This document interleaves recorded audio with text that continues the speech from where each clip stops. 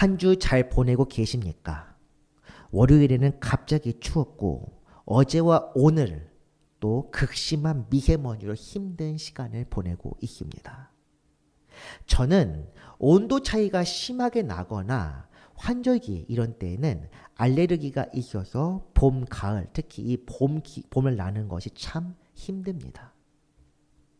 더욱이 저는 미세먼지, 황사, 꽃가루 이런 것에 민감한 호흡기를 가지고 있어서 지금 이때가 참 괴롭고 힘듭니다. 그래도 주님의 은혜를 구하며 살아갈 때 그 은혜를 견딜 수 있고 주님의 날에는 이런 연약함이 사라지게 될 것을 믿으며 소망으로 감사할 수 있습니다. 여러분도 각자의 삶에서 연약함과 어려움이 여럿 있을 것이라고 생각합니다. 그런 연약함을 주님께 아뢰 때 소망을 주시고 은혜로 채워주실 것을 간절히 바랍니다. 오늘도 힘든 중에도 그런 은혜로 주님께 감사와 찬송과 경배를 드리는 모든 성도님들 되시기를 바랍니다. 우리는 전도서 2장 말씀을 읽고 있습니다. 지난 시간 우리는 인생이 수고하며 이룩한 업적이 아무런 소용이 없다는 주제로 말씀을 나누었습니다.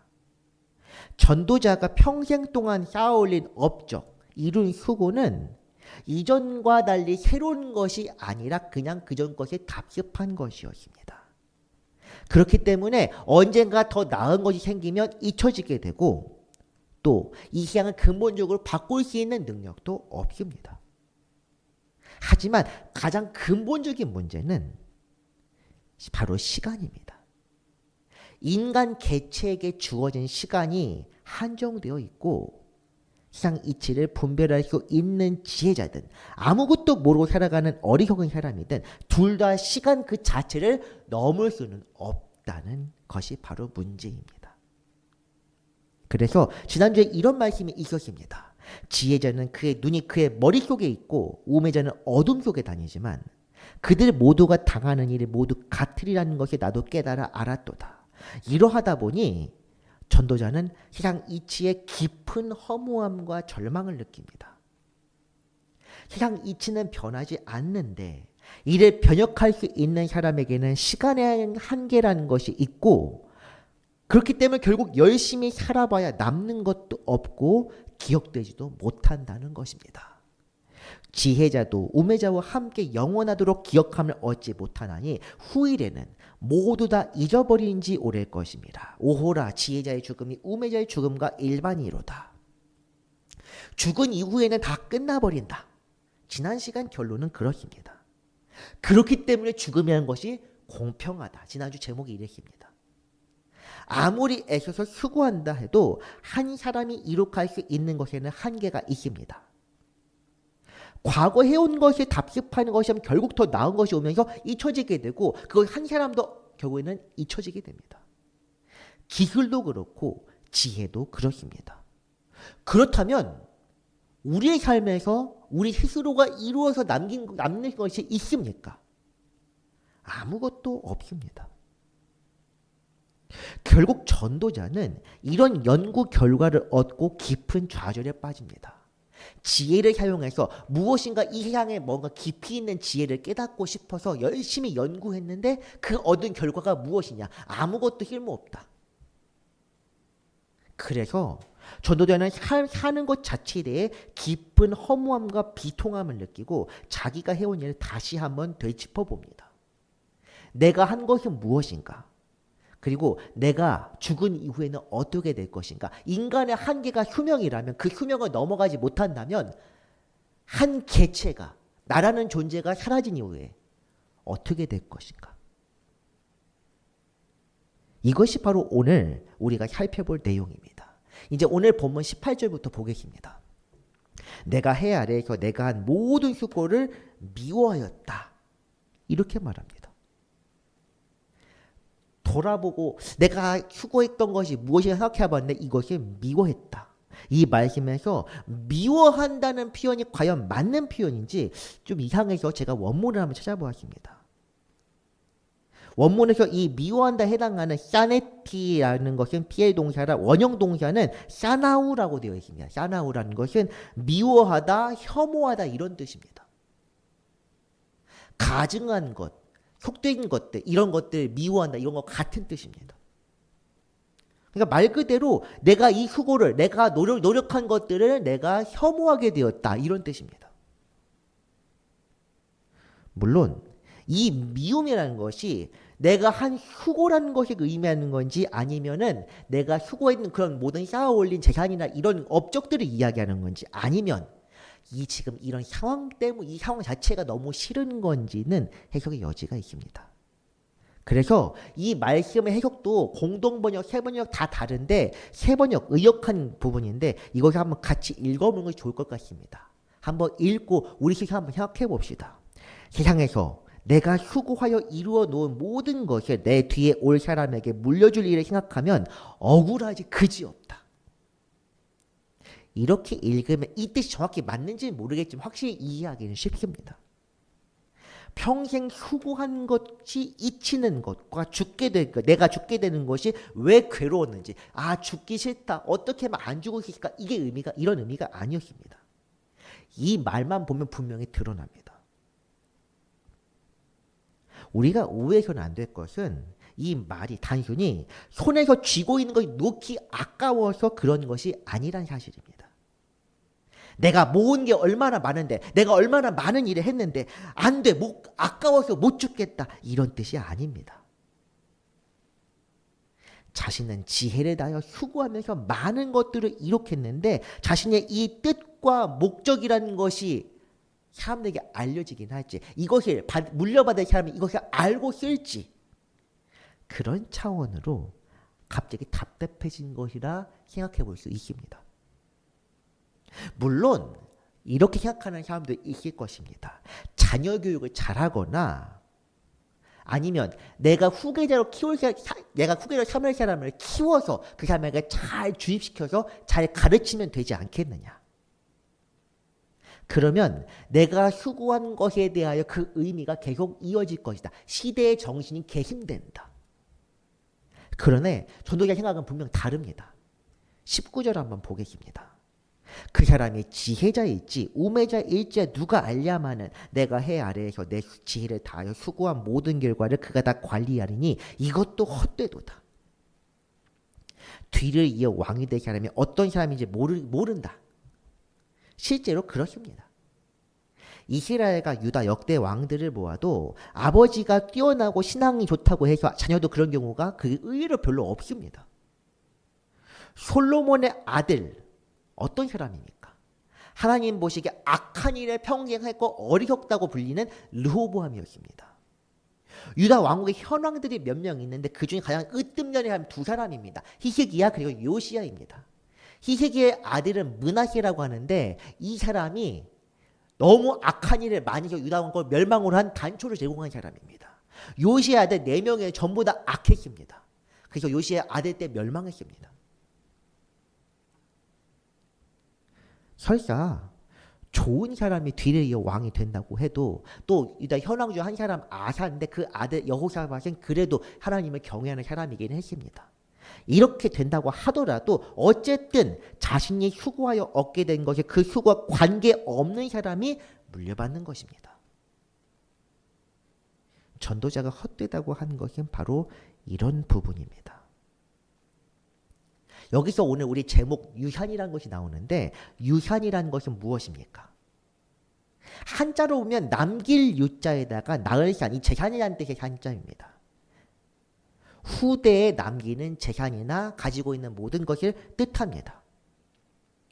보통은 자녀에게 물려주는 것이 일반적이지만 평생 수고하며 애쓴 사람이나 혹은 내가 사랑하는 사람에게 넘기는 경우도 상당히 많습니다.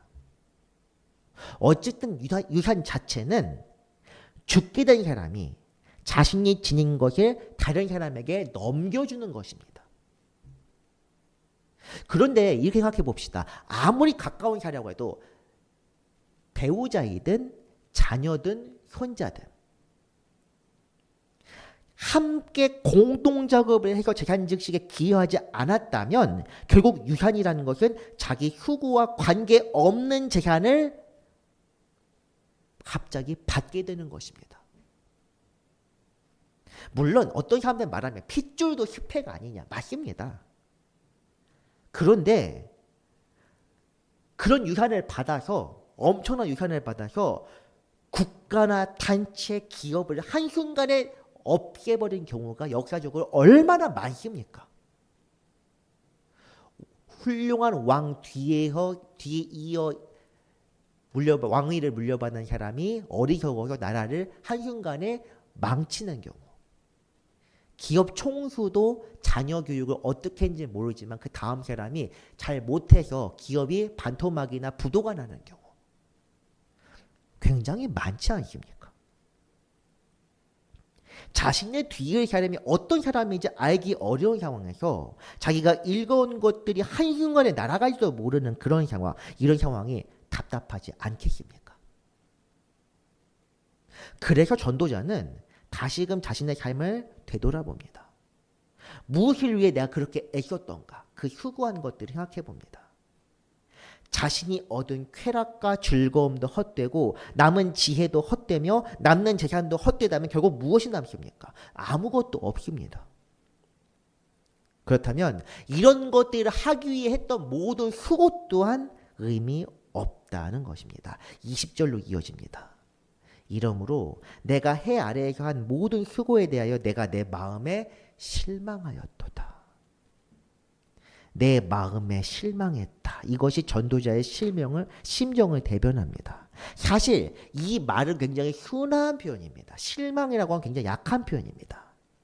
히브리어 단어 야에시의 원형인 야시인데 이것은 절망한다는 뜻입니다. 제가 여러 번 앞서서도 올해도 그랬지만은 지난주, 지지난주 계속 절망한다는 전도자가 절망했다는 표현을 쓰는 것이 바로 이것 때문입니다. 야시, 절망했다. 내가 수고한 곳을 돌아보았는데 내가 이것 때문에 절망에 빠졌다. 평생 수고했는데 그것이 나를 번뇌하게 만들고 절망에 빠뜨렸다면 수고하지 않는 것보다 나은 것이 무엇입니까? 차라리 아무것도 모르고 사는 것보다도 못할지도 모릅니다. 전도서 말씀에 대해 어떤 분들이 생각할지도 모릅니다. 뭐 그렇게 복잡하게 생각하냐. 그런데 우리가 알아야 할 것이 있습니다. 이 전도서라는 것은 부활의 소망이 있기 전, 영생에 대해 아직 본격적으로 생각하기 전에 기록된 성경입니다. 이 세상을 전부로 알고 있는 사람에게 자기가 죽도록 수고하고 애쓰며 배운 것들이 아무런 의미가 없다, 누가 그렇게 말한다면 어떤 마음이겠습니까? 당장 근세, 그 현대에도 수고 기독교 전통에 있는 철학자들조차도 이 세상에 절망하면서 목숨을 끊은 사람들 굉장히 많습니다. 그런데 부활과 영생이 없는 이 과거의 시대는 어떠하겠습니까? 그런 헛된 것들을 속에서 진리를 찾아가는 고뇌와 고통의 과정이 바로 이 전도서의 기록입니다. 어쨌든 전도자는 한 사람의 수고가 무의미하게 끝나버리고 그런 수고를 모르는 이에게 돌아가는 유산에 대해서도 환멸을 느낍니다. 21절 보겠습니다. 어떤 사람은 그 지혜와 지식과 재주를 다하여 수고하였어도 그가 얻은 것을 수고하지 아니한 자에게 그의 몫으로 넘겨주니 이것도 헛된 것이면 큰 악이로다. 악이라고 합니다. 악에 해당하는 단어 라는 손실, 손해동을 사용하는데 세상에 해를 끼치는 그런 것을 악이라고 부른 것입니다. 이 문제를 헛되다, 악하다 이렇게까지 말할 필요가 있느냐? 전도자의 심정을 잘 살린 것이 공동 번역인데 이것도 한번 보겠습니다. 지혜와 지식을 짜내고 재간을 부려 수고해서 얻은 것을 아무 수고도 하지 않은 사람에게 남겨줘야 한다니 이 또한 헛된 것 일이며 처음부터 잘못된 일이다. 이렇게 말합니다. 애쓰고 고생하며 수고했는데 내 수고가 아까운 것입니다. 재산이 아까운 것이 아닙니다. 내 수고가 아깝고 수고한 세월이 너무나도 허망하고 허무하고 비통하다. 아들이든 지인이든 타인이든 그것이 중요한 것이 아닙니다. 그 수고의 가치가 무엇이냐? 가치를 이야기하는 것입니다. 만약에 그 다음 사람이 지혜자여서 잘 사용하게 된다면 그 사람은 노력하지 않은 것을 우연히 받아서 잘 사용했다. 그냥 이렇게 평가하고 끝입니다. 처음부터 노력하고 수고해 얻은 것과는 가치 자체가 다릅니다. 유한 이야기가 나와서 불로소득에 대해서도 한번 말해보겠습니다. 복권. 전통적으로 불로소득하면 가장 대표적인 것이 복권입니다. 정말 작은 금액을 들여서 운 좋게 우연히 당첨되면 큰 돈을 만지게 됩니다. 그러나 요즘은 불로소득이 더 많아졌습니다. 흔히 말하면 투자, 투기라고 불리는 것들, 코인, 주식, 또 좀 넓게 보면 부동산 이런 것들. 내가 수고하지는 않았는데 지금 이 세상의 시세, 어떤 가치 변화에 따라서 더 이익을 얻을 수도 있고 손해를 볼 수도 있는 이건 것들이 흔히 말하자면 불로소득입니다. 구체적인 내용을 알지 못하고 분석하는 대신 눈먼 투자를 하는 사람이 정말 많습니다. 운이 좋아서 그렇게 해서 크게 돈을 번다고 하더라도 그 돈이 수고해서 번 것과 같은 가치를 갖겠습니까? 쉽게 얻은 것은 쉽게 써버리고 또다시 그런 곳에 들어가게 됩니다. 저는 지금 이 현상들, 특히 주식이 엄청 주식시장에 과열된 것에 대해서 굉장히 부정적인 입장입니다. 이런 것들로 인한 사람들은 뭐 돈을 벌 수는 있습니다. 오늘 뉴스에서는 절반도 돈을 못 벌었다 하는데 돈을 많이 번 사람도 있을지도 모릅니다. 그런데 이렇게 벌게 되어서 한번 이것에 맞들이면 열심히 수고하는 것에 대하여 이 전도자가 말한 것처럼 비통함을 느낍니다. 처음 비트코인 나오게 돼 벌써 10년도 더 전입니다. 어떤 사람이 비트코인을 큰 돈을 벌었다. 열심히 일한 같은 회사에 있는 다른 사람들이 박탈감을 느낍니다. 나도 저거나 할 걸. 그렇게 되면 어떻게 됩니까? 수고의 가치가 떨어집니다. 노동은 신성하다. 노동절이라고까지 해서 노동은 신성하다 이야기하고 싶어 하는데 오히려 그렇게 말하는 사람들이 투기를 더 조장합니다. 대체 무엇을 원하는 건지 모르는데 사실 이것에 관해서도 정치적으로 할 말이 참 많지만 여기서는 하지 않겠습니다. 기도해 보면서 지금 이 상황이 어떻게 되어가고 있는지 잘 분별해야 합니다. 눈이 멀면 멀수록 투자는 도박에 가깝습니다. 그거에 사실 도박장에 있는 슬롯 머신도 정말 동체 시력이 뛰어난 사람은 사실은 도박이 아니라 그냥 적당히 맞추는 게임에 불과하다 이렇게 말하는 사람도 있습니다. 그래도 이걸 도박이라 부르는 이유는 내가 수고하지 않는 것에 대한 불로소득이기 때문입니다. 쉽게 벌고 또 반대급부로 쉽게 잃습니다. 유산을 받거나 복권에 당첨되어 쉽게 망한 이야기가 많은 것은 노력하지 않은 재산이기 때문입니다. 마찬가지로 본인이 이런 것이 아니더라도 본인이 주변인들보다 돈을 쉽게 벌고 있다면 그 자기 수고의 가치 그리고 이 재산의 가치가 어떠한지 진지하게 생각해 보아야 합니다. 이것은 스스로 돌아보며 살펴야 할 중요한 문제고 이런 쉽게 번 돈 때문에 자신의 영혼을 파는 일이 없기를 생각해 봐야 하는 것입니다. 어쨌든 지금 전도자가 말한 유산을 요즘 복권이나 투기, 도박과 비슷한 개념이 생각하면서 보면 편합니다. 자신은 애써 수고해서 벌었는데 열심히 모았는데 그것을 불로소득인 것처럼 날름 먹어버릴 그 다음 사람에 대한 이야기입니다.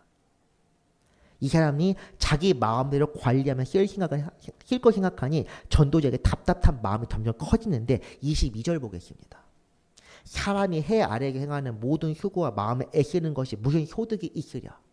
어떤 사람은 노력도 안 하고 자기가 아무 수고도 안 했던 것을 날름 먹어치우는데 나는 열심히 수고해서 이렇게 쌓아 올렸는데 대체 이 수고의 가치가 무엇이냐? 그렇게 이야기하는 것입니다. 이렇게 말씀드리면 여러분들도 지금 사실 이 세상을 바라보면서 이런 마음 많이 들으실 것이라 생각합니다. 어떤 사람은 돈 쉽게 번다. 어떤 사람은 특히 정치판에 있는 사람들. 자, 정치 이야기는 하지 않겠습니다. 당 얘기 안 합니다. 정치판에 간 사람은 쉽게 돈 법니다. 물론 거기 들어가는 것이 얼마나 들어가는지, 어떤 사람은 1억을 냈다, 어떤 사람은 몇 억을 내갖고 했다, 뭐 그런 이야기들 많이 들려오지만 뭐 아직은 재판이 확정난 건 아니니까 제가 뭐라고는 못하겠고, 어쨌든 정치판 일단 들어가면 정치인들, 국회의원들 월급이 얼마나 많습니까? 의정비 많습니다. 자기 의정비라는 것이 나라 돈이고 그걸 뭐 공적으로 사용한다고 하더라도 자기 이름으로 돈을 내는 것입니다. 돈은 국가가 내는데 생색은 자기가 내는 그런 것입니다. 그렇게 하면 한 달에 얼마겠습니까? 몇 천만 원 너무 우습습니다. 그리고 국회의원들이 무슨 큰 사업들이 있으면 가가지고 그냥 가서 테이프 하나 끊어주고 아니면 가서 사진 한번 찍고 또 얼마의 돈을 받습니다. 참 대단한 일입니다. 이런 것들 보면서 박탈감을 느낍니다. 또 그런 사람들이 혹시 정책에 들어가서 그런 사람들이 먼저 돈을 그 관련된 거 투자 먼저 해서 돈 벌었다고 하면은 돈 버는 거 참 쉽습니다. 이런 것 때문에 청년들이 요즘 특히 젊은 사람들이 좌절합니다. 오늘 말씀에 나와 있는 것처럼 내가 추구하는 것이 무슨 효용이 있을까 해서 같이 도박장에 들어갑니다. 주식이란 도박장에. 그런데 부동산이 애초에 기본적인 자산이 많아야 할 수 있는 것이지만 주식은 조그만 돈으로 할 수 있습니다. 코인도 마찬가지입니다. 그런 것에 청년들 쉽게 집어넣고 문제가 생기면은 대신 갚아줄게, 대신에 우리 말 잘 들어, 이런 식으로 합니다. 빚 갚아준다는 거 좋아할 거 아닙니다. 점점 더 휴고의 가치를 떨어뜨리고 노동의 가치를 떨어뜨려서 정치판에 그냥 완전히 노란하게 만드는 것입니다. 그렇게 되면은 내 신용이 불량하면 불량할수록 그것 대신 갚아주는 사람을 따라가기 마련입니다. 탐욕을 부추기는 매우 악한 일입니다. 마음에서 이렇게 하기 때문에 전도자는 지금 안타까움. 요즘 젊은 사람들이 갖고 있는 마음과 사실 큰 차이가 없습니다. 나는 열심히 휴고했는데 이 휴고가 무슨 소용이 있겠느냐. 당장의 소득이 있을지는 모르겠습니다. 하지만 휴고를 통해 얻을 수 있는 결과가 허무하다면 돌아올 것이 없습니다. 헛됩니다. 남는 것도 없고 칭송받을 것도 없습니다. 결국 새로운 것으로 대체되고 바뀌어가면서 기존 것들은 역사의 뒤안길로 사라지게 됩니다. 그렇다면 우리가 수고해야 할 것, 그리고 이 지금 내가 수고해서 얻는 것의 가치는 무엇입니까? 어차피 사라지게 된다면 우리가 세상에서 특정한 목적을 이룰 이유 동안 없어지게 됩니다. 어리석은 사람들이 살아가는 것처럼 그냥 아무 생각 없이 주어진 대로 살아가는 게 더 나을지도 모릅니다. 운 좋게 돈 좀 넣었는데 이번에 뛰어올랐다. 아, 잘됐다. 이번에 망했다. 큰일 났다. 나라가 갚아주겠지. 이렇게 상황이 이렇게 되면 될수록 지혜가 있는 사람이 더 고민이 많아집니다. 지혜가 곧 고통이 되는 것입니다. 이 세상이 불합리하기 때문에 지혜자가 고통을 받습니다. 많은 것을 얻게 되는다고 얻는 대로 수고할 것도 많아집니다. 지혜롭게 살며 내가 열심히 살아서 인간이라는 어떤 그런 세상을 변형시키고 열심히 노력하고 인간을 계몽시키려고 열심히 노력해도 결국 이 한계를 넘지는 못합니다. 내가 설사 사람들을 변형시킬 정도로 큰 영향을 끼친다고 하더라도 갑자기 내 생명이 끝나는 순간 인간의 한계, 그 죽음을 맞이하는 순간 이 모든 것들도 아무런 의미가 없어집니다. 그런 인간이 할 수 있는 것이 과연 무엇입니까? 이 문제에 빠진 전도자는 다시금 골몰합니다. 밤에도 쉬지 못하고 이런 문제를 싸매고 끙끙 앓고 있으려니 다시금 지금 이 고민하는 것 자체도 의미 없음을 깨닫게 됩니다. 마지막 절 23절 보는데 일평생에 근심하며 수고하는 것이 슬픔뿐이라 그의 마음이 밤에도 쉬지 못하나니 이것도 헛되도다. 평생도록 수고하며 얻는 것 근심과 슬픔이고 밤에도 쉬지 못합니다. 이런 문제는 떠나지 않습니다. 내가 사실 멍청하고 아무것도 몰랐으면 아무런 문제가 없을 텐데 괜히 지혜를 얻어서 지혜 때문에 지금 고민하고 있고 지혜 때문에 참 근심에 빠져 있고 지혜 때문에 번뇌하고 있습니다. 평안이 없고 번뇌만 가득한 세상이며 근심에 빠져 평생을 살아가는 가련한 인생이 바로 자기 자신의 모습입니다. 짐승만도 못한 것 같습니다. 우리는 어떻습니까? 평생 지혜로 수많은 것을 이룬 사람이 모든 것이 헛되다고 말하는데 우리는 그렇다면 어떻습니까? 사실 헛된 것을 모르고 살아갈 수도 있습니다. 어리석기 때문입니다. 어쨌든 이 문제에 자유로울 수 있는 사람은 없고 전도자의 말처럼 미친 사람과 어리석은 사람들만이 고민 없이 살아갑니다. 그냥 주어지는 대로 살면서 눈과 귀를 닫고 살아갑니다. 무엇인가에 부딪히며 상처 입고 더듬어 나아갈지라도 이런 근심을 갖지는 않습니다. 그래서 전도자는 지혜도 헛되다, 부도 헛되다, 모든 것이 헛되다 그렇게 말했습니다. 이제 다시 우리들 스스로의 문제 돌아옵시다. 우리는 예수 그리스도를 믿는다고 말합니다. 부활의 증인으로 산다고 이렇게 그것을 지향하면서 계속 나아갑니다. 그런데 그렇기 때문에 이런 문제, 걱정, 근심과 무관하게 살고 있습니까? 아니면 아무것도 모르고 그냥 그런갑다 하면서 그렇게 살고 있습니까? 우리가 과연 부활의 증인인 것이 맞습니까? 우리는 어쩌면 하나님의 자비하심에 기대어 구원을 해 주시겠지 목숨까지 투자하신 건 아니냐 그렇게 생각할지도 모릅니다. 근거 없는 낙관주의로 인하여 하나님의 긍휼과 자비에 기대어 그냥 하나님의 인내심을 시험하며 살고 있는지도 모릅니다. 우리는 주님의 복음 앞에서 근심하고 슬퍼하며 죄를 분명히 자각해야 합니다. 마태복음 산상수훈에서는 애통하는 자가 복이 있다 이렇게 말했습니다. 하지만 누가복음에 있는 평지복음 산상수훈과 정말 비슷합니다. 거기서는 이렇게 말합니다. 그러나 이제 너 화이시라 웃는 자여. 즐거워하고 웃는 자들은 화가 있도다 이렇게 이야기를 합니다. 왜 그렇습니까? 이런 세상의 현실의 문제 앞에서 눈을 돌리고 복음을 깨닫지도 못하고 주님의 마음을 이해하려고 하지도 않기 때문에 바로 그렇습니다. 하나님께 우리의 문제를 알아주세요. 공감 이야기하는데 정작 하나님의 마음을 알려고 하지는 않습니다. 주님의 마음, 주님의 복음 이것을 깨닫게 된다면 우리는 변화하게 됩니다. 이 헛된 가치들을 알아보고 세상의 것에 집착하지 않게 됩니다.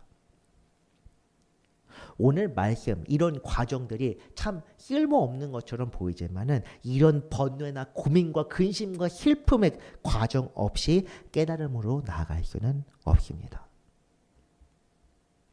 사랑하는 성도 여러분, 이 세상은 헛된 것입니다.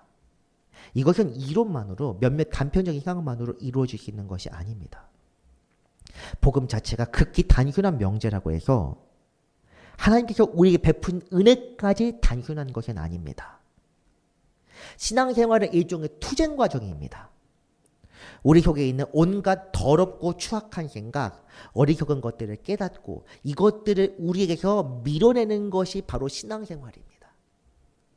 그렇기에 우리는 오늘도 복음을 생각하며 주 예수 그리스도의 뒤를 따름이 무엇인지를 잘 살펴야 합니다. 그리하여 우리에게 있는 혁된 것들을 하나씩 덜어내며 점점 더 거룩하며 한 걸음씩 이르도록 해야 합니다. 이런 삶이 우리에게 필요합니다. 오늘 전도자의 교훈은 바로 이런 과정을 보여주는 것입니다. 전도자는 우리를 위하여 이런 과정, 어리석고 답답해 보이는 사고의 틀까지 낱낱이 보여주고 있습니다. 우리에게도 온갖 잡다고 쓸모없는 사고가 참 많겠지만 이런 것들을 넘어야만 우리 주님을 깨닫는 데까지 이를 수 있습니다. 일평생 하는 휴고가 쓸모하고 헛된 것인데 그럼에도 왜 휴고해야 하는가? 지금 이 질문만 여러 번 나왔습니다. 그 질문 우리는 무엇이야 대답하겠습니까? 글쎄요 할 수도 있겠지만 하나 확실히 대답할 수 있는 것이 있습니다. 지금까지 나오지 않는 대답인데 정말 필요한 것입니다. 무엇입니까? 먹고 살아야 하니까. 솔로몬 전도자는 애초에 다윗의 왕 아들로 태어나서 평생 부족한 것이 없었지만 우리는 그렇지 않습니다. 열심히 일해서 벌지 않으면 먹을 수가 없고 살 수도 없습니다. 이렇게 말하는 사람들을 위해서 전도자가 또다시 이야기합니다. 먹고 마시는 것 그것처럼 중요한 것이 없다. 나 또한 그렇게 생각하는데 이것도 내가 제일 많이 해보았다. 결국에는 헛되더라. 그러면서 거룩하신 하나님의 섭리에 대한 그 개념이 처음으로 들어옵니다. 이것에 관하여 다음 시간 함께 알아보겠습니다. 말씀을 정리합니다. 사람이 평생에 걸쳐 한 휴고는 그 휴고와 관계없는 이에게 돌아갑니다. 그 사람이 지혜롭든 어리석든 휴고로 얻은 결과를 그저 받게 될 것이니 이 또한 헛됩니다. 사람이 이룰 수 있는 것에 한계가 있는 것처럼 사람이 쌓아 올릴 수 있는 업적과 재산에도 결국 한계가 있습니다. 그러므로 우리는 이 세상의 모든 것이 헛됨을 깨닫고 우리 주님의 섭리를 깨닫는 데까지 나아가야 합니다. 오늘도 주님과 함께함으로 주님의 거룩함을 깨닫고 살아가는 모든 성도 되시기를 간절히 바랍니다. 기도하겠습니다. 거룩하시고 영화로우신 하나님 아버지, 온 세상을 향한 은혜와 섭리 앞에 무릎 꿇어 경배하며 감사와 찬송을 올립니다. 우리는 이 모든 걸 다 깨닫지 못하지만 아버지께서 부분적으로나마 깨닫게 하시기에 아버지께 감사할 수 있습니다. 그 은혜를 체험하며 살고자 우리가 오늘도 간구하며 아버지께 나아가오니 우리에게 선한 뜻을 보여 주옵소서. 아버지의 뜻과 그 섭리를 깨달아 알고 그 뜻대로 순종하며 살아가는 모든 성도 되게 하여 주옵소서. 복음의 신비요 부활의 소망이신 우리 구주 예수 그리스도의 이름으로 기도합니다. 아멘.